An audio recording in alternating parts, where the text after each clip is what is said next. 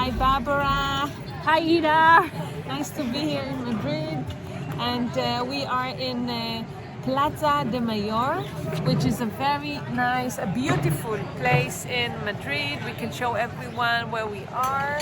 Today, we're going to speak about the new book, a first book of Barbara Rey Actis, Una longevidad con sentido. And she will tell us, including 60 seconds, she will need to summarize what is the key takeaway from her book. I know it's very difficult, Barbara, but sorry.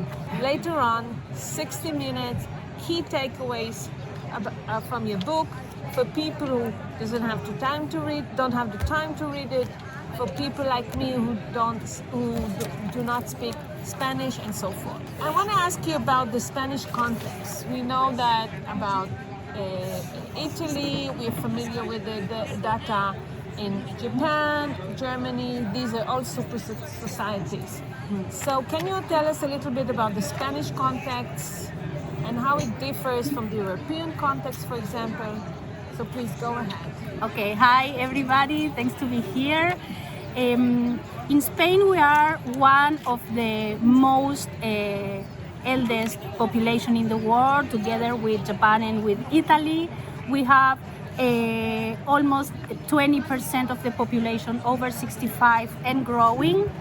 And one of the key things here in Spain is that people rely on the government and people trust the government to take care of them in terms particularly of health and in terms of pensions. So we are now approaching to a very difficult situation because on the other hand, natality is at the lowest levels in the history in Spain, and it's very complicated to balance and to sustain the health system and the pension system. I have a question. Is education free in Spain? Yes, the answer, the easy answer is yes, education is free in Spain, but not fully free. You have to have at least an amount of money to pay for the books and to pay for some basic stuff. So it's not completely free, but it's very affordable. Okay. And can you tell us a little bit, so you say that it's a universal health system, and the pensions are defined benefits most of the time, and in recent years it's starting to change. Yes, well, we are reaching to a point that the system as it was conceived, which means that the people that are working are paying for the pensions of the people that are already retired. This is not in balance. This happened already in 2014. Now the government has to put a lot of money on top of what is taken from the people working. But what is the legal age of retirement here? The legal age of retirement so far is 65 years, but we have a lot of early retires. Okay, I see. Sorry. So this is relatively low to what we know in Europe, because everything converges into 67, and in a few countries they are also trying to build the linkage between life expectancy and the legal age of retirement. So this is a very good idea for the Spanish government, number one, Yes. to increase the age of retirement and probably link it to the life expectancy, which is also very high here. What is the life expectancy? Yes, the life expectancy in Spain is average almost 85 years. It's important to say that they are extending the age of retirement in the following generations. I am going to be retired at 67, but life expectancy it will be like 90. The other problem of the Spanish system is the percentage of pension that you perceive based on your last salary, because here is almost 80%. It's one of the highest in Europe. You mean the replacement rate? The replacement rate. The comparison or the rate between your salary, your last salary, and your first pension. Yes, it's 80%. This is not bad. I think I will move to Spain. Yes, many people. I live here in Plaza de Mayor. Yes, many people are moving here, so the replacement rate. And on the other hand, always taking into account average. The minimum salary, the legal minimum salary is 1,080 euros, and the average pension is 1,100 euros. So the minimum salary and the pension are equally the same. But on the other hand, the pensions are adjusted by inflation, which the salaries don't. It's very good to live in Spain, but we don't know anything about the future and the sustainability of the pension funds, right? And this is like the same challenge everywhere in Europe, everywhere in the world.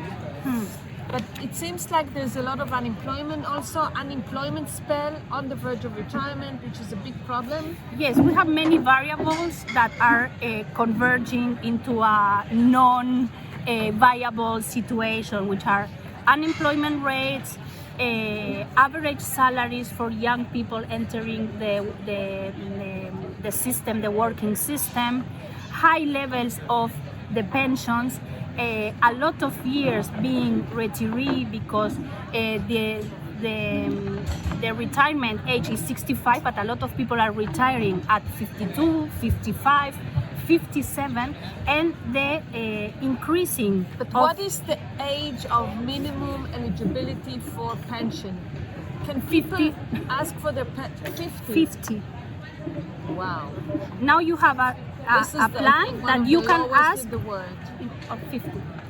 So 50, a person can be pre-retired. Okay. And then you have your pension. But is he entitled to pension in the age of 52? Is it means tested, meaning that he needs to show that he has a very low income, or she has a very low income? There are a lot of requisites and things that you have to prove to get to that. You have to be a long-term unemployed, you have to have very low incomes, and you don't have to have any So it's not property. Universal from the age of 52? No, it's not universal. Between the age of 52 and 65, there are a few circumstances where people can ask for their pensions. Yes, the companies can ask you to pre-retire, and this is one of the easiest way to get the pre-retirement through your company, or asking for like a compensation if you don't have any job at all and you can't get a new job. Okay, so please tell us a little bit about the book, how long it took you to write it. You told me 5 months? Yes. I cannot believe it, but please tell me how you write this book, how you wrote this book in 5 months. It took me 5 months to write the book because the editorial asked me to do in 5 months. I had a deadline. It was quite complicated for me to write it because I had to manage my full-time job, my daughter, and also writing. I was writing the whole weekend and holidays and everything, so I managed to do it. And also reading a lot of documents and books to support the theoretical part of the book. The thing is that I've been working, or at least researching, in longevity for almost 4 years now. So I had a lot of material that was already read and already written, and I put all together. And I decided to focus the book on 3 pillars, which are health, wealth, and relationship, because I think that longevity is a very complex reality for people, and that we have to be aware and to be focused not only in health but also in how we are going to finance. Okay, of course, but the book is speaking in terms of the Spanish context. Mainly of the Spanish context and Europe and also Latin countries. Yes. Okay. Yes, it's not a worldwide approach. Okay, so is this more an academic book? Is it more about best practices? Are you catering to organizations? Who is this book For? Yes, this first book is directed for people, so they can manage their own longevity on their own hands. They can have access to the tool. It is also a very academic book, but it has a practical part. So I balance the rational part so people can understand the importance of every topic, and then I give some practical tools to implement in your own life. Okay, in health, I explain people all the aging process, all the theories that support why we age, all the chronic diseases, the importance of avoiding to develop chronic diseases, how they affect considerable our health and our quality of life, and a lot of health, how science is evolving, the last discoveries of the science towards health. And then my proposal to manage longevity the best way possible is to adopt a self-care lifestyle. It's a preventive lifestyle to take care of what you are eating, to take care of how much do you move across the day, to take care of how do you rest, to take care of your mental health. And it's all also based everything on self-care. What can you do without needing anybody else to take care and to manage your own longevity? There is one part in the book talking about the book Atomic Habits. I think the key is going little by little, step by step, little decisions, nothing too heavy, nothing too extreme, and little by little. And when you are experiencing that you are feeling better, that you have more energy, that you are with best humor, etc., it's like a reverse circle that you start very, very slow, but then you have to implement it. So you start with science, explaining that life expectancy is on the rise, and then helping people and giving them a little bit of suggestions, recommendations on changing slowly their habits. Sure. Okay, very interesting. So now we're moving from health to another part of the book, which is about wealth. Mm-hmm. And as we know, also health and wealth are interrelated. Rich people are healthier. Poor people are suffer from more chronic illnesses, shorter life expectancy. So first, let's speak about wealth, and then maybe we can speak about how can we moderate this relationship between health and wealth. So also poor people will enjoy a very good health. Mm-hmm. So let's speak about wealth. What is what is the big challenge in aging about wealth, and what can be done? What can we do about it? The challenge in wealth and longevity is that having longer life will take more money than we thought at the beginning, probably, and also putting in the equation that the government probably can't afford or sustain all of our needs when we are old. It brings us to a situation that we have to manage much better our finances, starting with education, always. Education, what? Longevity literacy, financial education, but about old age saving, not just in general. Okay, yes. When you say education, do you mean financial literacy that is related to pension, or general education? My proposal is general education to be best prepared to face what is called the future of work, which is already here, because we are going to need very digital oriented with very particular kind of skills, and we have to know how to get a job in this environment. Okay. This is one of the biggest challenges around aging, longevity, and wealth. I think that we have to take care of our human capital, which is based on health, knowledge, and experience. And the best way to have our human capital very high and to be eligible is through lifelong learning.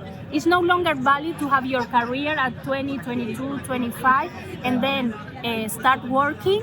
So you have to continue learning your whole life. And who is going to afford all these reskilling, upskilling programs according to your perspective? That is another... Again, the government? Are we going to rely again on the government? No, we can't rely on the government. We have seen, and this is one statistic put on the book, how companies did decrease the levels of investment in training.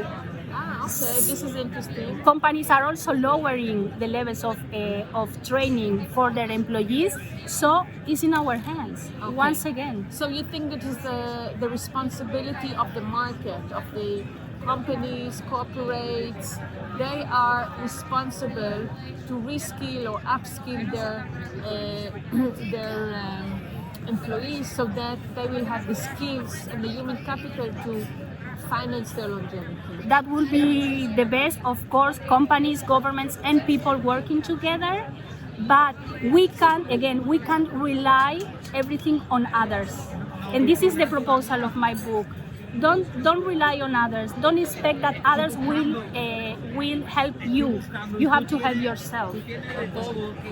Who do you think should read this? People in the age of 25, so that they will be prepared for the future, or those who are 53, 54 and looking forward to change their life and improve their quality of life? I think the best age to start reading this kind of books is around 40. But of course, if you are aware on early stages of life, when you are young, you can manage much better all the way forward, because it's not only that we are going to live 100 years, it's that the 3 life stages is no longer there, because we are going to experiment and to explore a lot of stages during our life. So this is something that we have to take into account at very early stages in life. Okay. Before we move to the 1-minute summary, okay, I have another question. So in Longevity TV 2 weeks ago, you were part of a very interesting panel about health and wealth from a gender perspective.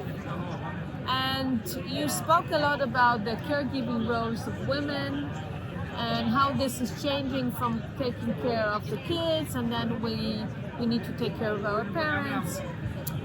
So how are you relating to the gender aspect of longevity in this book, or is this your next book? No, the gender particularities are embedded in the book.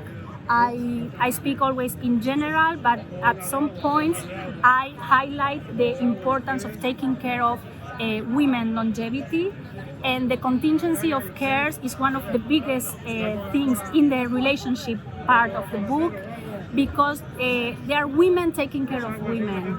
We are the carers of the society, and in the future this is no longer sustainable also. And this is one of the biggest issues that as a society we have to solve in the future, because now we have, for example, women of 60, 65 years taking care of our mothers of 90 and 95 years. And their children. And also the grandchildren. It's called the sandwich generation. Yeah, the sandwich generation. It's unsustainable. Longevidad con sentido in 60 seconds. Barbara Rey Actis, please. Okay, this is a book that wants to inspire people to take care of their own longevity and to be aware of the importance of the health, of the wealth, and also the relationships. In terms of the health, I propose the self-care lifestyle, because it's the best to prevent and to avoid the development of chronic diseases. In terms of wealth, I propose education as a long life learning lifestyle also, and to be always aware about the importance of the human capital to survive in a very competitive working environment. And in terms of relationship, I always say that in 100 years life, we are going to spend the most of the time with ourselves. So we have to be very aware of what we want, what we love, the self-knowledge, and also try to have a purpose in life, which is the sense of the book. Okay, let's toast for this. Cheers for that. I hope I will enjoy with you here in the plaza and come again, and we will be 109 and we will join each other. So thank you very much, Barbara. And thank it was you. A pleasure. It was my pleasure, and thank you all. Bye-bye. Bye.